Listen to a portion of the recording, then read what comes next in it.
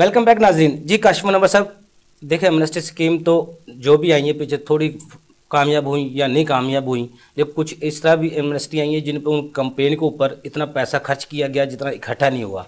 तो अगर इसको हम इतना पैसा इसको प्रमोट करने के लिए लगाते हैं, उसकी कंपेन के लिए, अगर टैक्स कल्चर को फ़रोग देने के लिए इतना पैसा आवाम में तकसीम किया जाए, उनकी शऊर आगाही के लिए तकसीम किया जाए या उनके ऊपर कंपेन की जाए तो उस तरह बेहतरी नहीं आ सकती। देखें, सबसे बड़ी पहली बात तो ये है कि अगर आपके टैक्स के पर्सन्स आकर आवाम को ये कहेंगे कि आप टैक्स चोर हैं, जी जी, सबसे पहले तो मैं आपके प्रोग्राम के तवस्सुत से वजीर आजम साहब से ये रिक्वेस्ट करना चाहता हूं कि प्लीज जो ये लफ्ज चोर का कहते हैं, प्लीज चोर का लफ्ज खत्म करवाएं। किसी को भी ये इजाजत नहीं है कि वो ये कहे कि आप चोर हैं। अगर टैक्स पेयर चोर है तो फिर व्हाइट कॉलर जो जुर्म करने वाले हैं वो तो बड़े चोर हैं। वो तो देखिए, मैं उस पर बात नहीं करता, लेकिन जो शख्स आपकी सुन्नत नबी के मुताबिक तजारत कर रहा है, अगर आप उसको चोर कहते हैं, लेकिन टैक्स देना या ना देना आपका तो कानून भी इजाजत देता है कि आप टैक्स बचा सकते हैं, आप टैक्स को बचा लें। लेकिन अगर टैक्स नहीं दे रहा तो मेरा फिर वही सवाल है कि अवाम ये पूछती है कि हमें एक ऐसा बेनिफिट बता दें कि अगर हम टैक्स नेट के अंदर आएंगे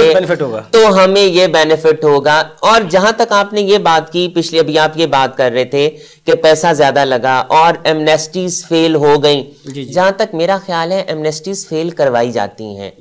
हर एमनेस्टी में एक शिक ऐसी रख दी जाती है जिसकी वजह से वो एमनेस्टी कामयाब नहीं होती। मैं 2013 की एमनेस्टी की आपसे बात करूंगा कि 2013 की एमनेस्टी दिसंबर में आई थी, शायद 25 दिसंबर को उसका सर्कुलर इशू हुआ था। SRO 1040 था, सर्कुलर नंबर 15 था, उसका पॉइंट नंबर 10 था कि ये जो इस पे इनकम बनेगी वो लमसम नहीं डिक्लेयर हो सकती। अब दिसंबर में आप उसकी एमनेस्टी दे रहे हैं। ऐसे तमाम लोग जो सेल्स टैक्स नेट के अंदर थे, जो मैन्युफैक्चरिंग कंसर्न्स थे, वो अपनी रिटर्न्स को कैसे चेंज करेंगे? अगर आपने लमसम टैक्स ही नहीं लेना तो वो आप कैसे उसको चेंज करेंगे? हम एक ऐसी शिक रख देते हैं जिसकी वजह से आपकी एमनेस्टी जो है वो फेल हो जाती है। और अगर आप कहें तो मैं उसके एग्जैक्ट वर्ड्स भी बोल दूं, the income is not arrived at by lump sum addition, ये उसके वर्ड्स थे। अब अगर आपने लमसम हमसे टैक्स ही नहीं लेना तो जिनकी रिटर्न्स फाइल हो चुकी हैं, जो अपनी सेल्स को डिक्लेयर कर चुके हैं, वो अपनी सेल्स को कैसे चेंज करेंगे? आपने manufacturer, sales tax registered persons को तो वहां से ही आउट कर दिया।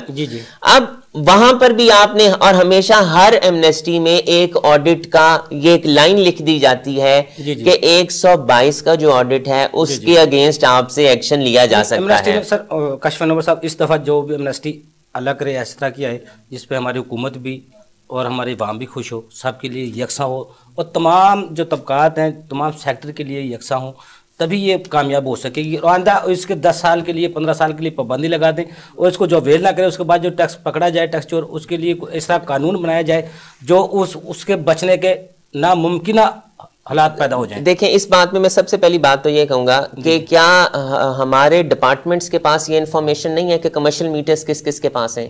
क्या हमारे डिपार्टमेंट्स के पास ये इन्फॉर्मेशन नहीं है कि 1000 सीसी से ज्यादा की गाड़ी को कौन खरीद रहा है? क्या हमारे डिपार्टमेंट्स के पास इस बात की इन्फॉर्मेशन नहीं है कि फॉरेन ट्रेवलिंग कौन कर रहा है? हमारी जो प्रॉपर्टी का लेन देन होता है उस पर फेडरेशन का टैक्स अलहदा कटता है, प्रोविंस का टैक्स अलहदा कटता है, उसके NIC के ऊपर कटता है। क्या डिपार्टमेंट के पास ये इंफॉर्मेशन नहीं है कि कौन ले रहा है? देखें, अगर आप हमें विद होल्डिंग एजेंट बनाकर आप हमें कहेंगे कि हमने अगले का टैक्स जमा करवाना है, सूबों को भी एमनेस्टी स्कीम लानी चाहिए, आप क्या समझते हैं? देखें, जो अभी लास्ट एमनेस्टी आई थी उसमें ये क्या कहा गया था? उसमें ये कहा गया था कि जो प्रॉपर्टी का वैल्यूएशन रूलिंग्स हैं वो FBR की वैल्यूएशन रूलिंग, और अब फर्क हो रही थी, FBR अपना रेट चार्ज कर रहा था और प्रोविंस जो था वो DC पे अपना रेट चार्ज कर रहा था। अब मसला वहां ये आ जाता था कि अपनी वेल्थ में कौन सा डिक्लेयर किया जाएगा, जिसपे आपने DC रेट पे टैक्स दिया है या आपने वैल्यूएशन रूलिंग पे आपने टैक्स दिया है।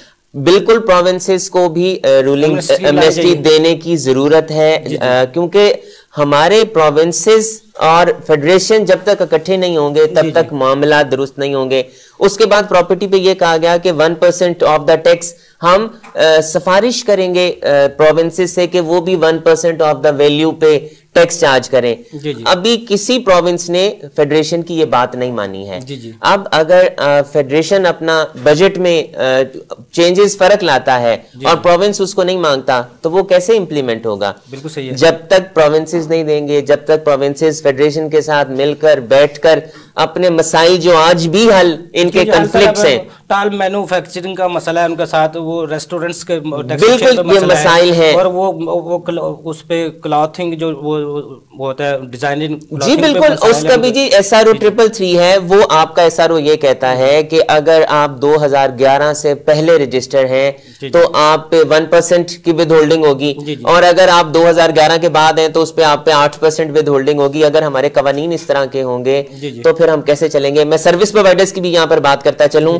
कि जो सर्विस प्रोवाइड करते हैं एक्चुअली तो उनकी सर्विसेज के ऊपर टैक्स चार्ज करना चाहिए, लेकिन वो जो टैक्स चार्ज किया जाता है वो लमसम अमाउंट पे, ग्रॉस अमाउंट पे किया जाता है। अगर हमारे कवानीन ऐसे होंगे, मुझे नहीं समझ आता कि हमारे जो कवानीन बनते हैं क्या वो टैक्स पेयर्स की आसानियों के लिए बनते हैं या वो टैक्स पेयर्स की मुश्किलात बढ़ाने के लिए बनते हैं?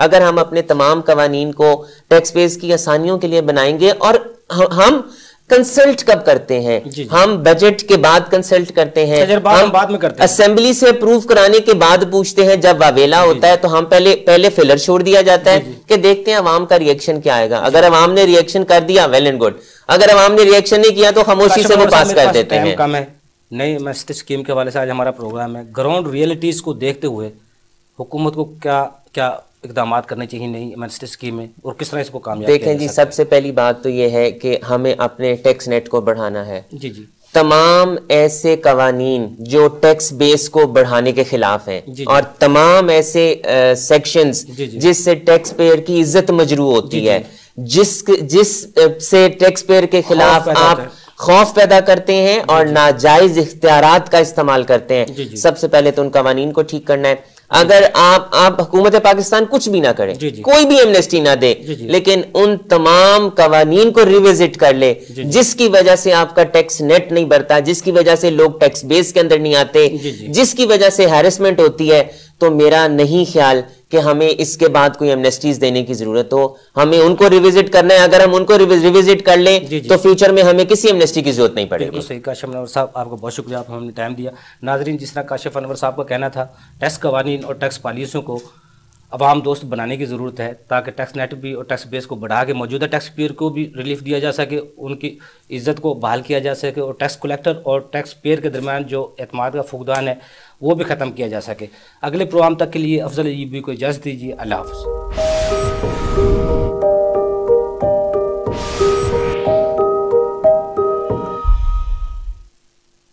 प्रॉपर्टी की दुनिया में ट्रांसपेरेंट और फेयर डील का वाहिद इदारा UBI